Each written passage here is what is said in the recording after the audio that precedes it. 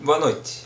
Hoje falaremos um pouco sobre a Páscoa e a morte de Jesus. No período da Páscoa fala-se muito sobre a morte de Jesus, o que pode até causar um pouco de estranheza. Poxa, será que faz sentido comemorar a morte de alguém? A gente sempre comemora o contrário, né? A vida, mas nesse período é enfatizada muito a questão da morte de Jesus. E o esclarecimento que eu quero trazer a todos aqui, e que é a resposta da pergunta, poxa, por que eu vou comemorar a morte de alguém? É justamente dando o real sentido da Páscoa, que é a ressurreição de Jesus, que é a base da nossa fé. A comemoração da morte de Jesus só tem sentido porque houve uma ressurreição, ou seja, Jesus voltou a viver, é um ato antinatural. Raramente você vê alguém que morreu e voltou à vida. Mas no caso de Jesus, a ressurreição dele garantiu a nossa liberdade espiritual, porque Jesus não era somente um homem, mas também era Deus, conforme a doutrina da Trindade. Como eu disse antes, a ressurreição de Cristo é a base da nossa fé cristã. E gostaria de ler com vocês agora a primeira carta de Coríntios, capítulo 15, versículo 14. Diz o seguinte: conforme eu comentei antes, a ressurreição de Cristo é a base da fé cristã. Eu queria ler com vocês agora a primeira carta de Coríntios, capítulo 15, versículo 17. Diz o seguinte nessa passagem: e se Cristo não ressuscitou, inútil é a fé que vocês têm, e ainda estão em seus pecados. Esse texto quer dizer o seguinte, que a ressurreição de Cristo garante o perdão dos nossos pecados. E é claro que é muito difícil de explicar isso de forma racional, natural, porque justamente estamos tratando de um contexto divino e espiritual. Conforme Paulo fala que aquele que é natural entende as coisas naturais, aquele que é espiritual entende as coisas espirituais. E aqui estamos falando muito mais do que uma ressurreição, que já é um ato miraculoso. Estamos falando da vitória sobre a morte, do concerto que Deus estabeleceu entre o homem e Deus, e entre o homem e o homem. Exatamente, Cristo veio para restabelecer a relação vertical e horizontal. Para comprovar isso, gostaria de ler com vocês o livro de Marcos, capítulo 12, versículos 28 a 31. Diz o seguinte: um dos mestres da lei aproximou-se e os ouviu discutindo. Notando que Jesus lhes dera uma boa resposta, perguntou-lhe: de todos os mandamentos, qual é o mais importante? Respondeu Jesus: o mais importante é este: ouve, ó Israel, o Senhor, o nosso Deus, o Senhor é o único Senhor. Ame o Senhor, o seu Deus, de todo o seu coração, de toda a sua alma e de todo o seu entendimento e de todas as suas forças. O segundo é este: ame o seu próximo como a si mesmo. Não existe mandamento maior do que este. Nesse trecho, Jesus resume toda a lei que foi citada no Antigo Testamento e chegou a se desdobrar em 613 mandamentos.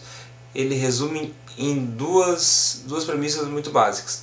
E essas duas premissas envolvem justamente o que eu falei antes, a relação horizontal do homem com o homem, a relação vertical do homem com Deus. O conserto ocorre nas duas áreas. Quando nós nos consertamos com Deus, fatalmente e consequentemente vamos nos consertar nessa relação terrena, vamos amar as pessoas, vamos tratá-las como Jesus tratou. Por isso tudo, o sentido da Páscoa é justamente a comemoração dessa liberdade que temos em Cristo. Não é uma comemoração somente da morte de Cristo, como o fato isolado em si da morte. Não, é muito mais. Comemoramos a morte de Cristo porque houve uma ressurreição, ou seja, Jesus está vivo, ele não morreu somente naquela cruz, houve uma continuidade. Ele nos libertou de nós mesmos. Às vezes temos a impressão que aquilo que queremos é realmente o melhor, mas às vezes quando Deus nos entrega as nossas vontades, Ele mostra que estamos errados. Então quando Deus nos livra de nós mesmos, isso é um grande livramento, porque nós não sabemos como pedir, nosso coração ele é afetado pelo pecado, e só temos uma vida plena quando realmente dependemos de Cristo, quando realmente confiamos na obra de Cristo. Portanto, a minha mensagem de Páscoa para você, ela vai residir em Isaías 25, versículos 7 a 8, e 1 Coríntios capítulo 15, versículos 54 a 58.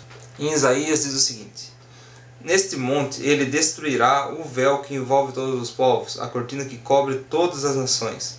Destruirá a morte para sempre. O soberano, o Senhor, enxugará as lágrimas de todo o rosto e retirará de toda a terra a zombaria do seu povo. Foi o Senhor quem o disse. Esse livro de Isaías é uma profecia sobre Jesus. E aqui essa profecia se cumpre na cruz de Cristo. Esse texto é uma referência à obra de Cristo na cruz, à liberdade que Ele nos trouxe. Vamos agora lá para 1 Coríntios, no versículo 54 diz o seguinte: quando, porém, o que é corruptível se vestir de incorruptibilidade, o que é mortal de imortalidade, então se cumprirá a palavra que está escrita: a morte foi destruída pela vitória. Esse versículo remete justamente ao que acabamos de ler em Isaías 25. É uma profecia sobre a obra de Cristo. No versículo 55 diz o seguinte: onde está a morte e a sua vitória? Onde está a morte e o seu aguilhão? O aguilhão da morte é o pecado, e a força do pecado é a lei, mas graças a Deus que nos dá a vitória por meio de nosso Senhor Jesus Cristo. Portanto, meus amados irmãos, mantenham-se firmes e que nada os abale. Sejam sempre dedicados à obra do Senhor, pois vocês sabem que, no Senhor, o trabalho de vocês não será inútil. Por fim, eu queria consolidar essa mensagem de Páscoa para você. A Páscoa não é somente um feriado, ela não é somente a comemoração da morte de alguém, o que soaria bastante estranho, mas é muito mais do que isso. Ela remete a uma obra que nos trouxe a possibilidade de uma vida plena. Essa possibilidade se torna realidade quando a gente se aposta da obra de Cristo. E se apossar da obra de Cristo quer dizer o seguinte: eu saí de cena e Cristo entra em cena. Então essa é a comemoração da Páscoa.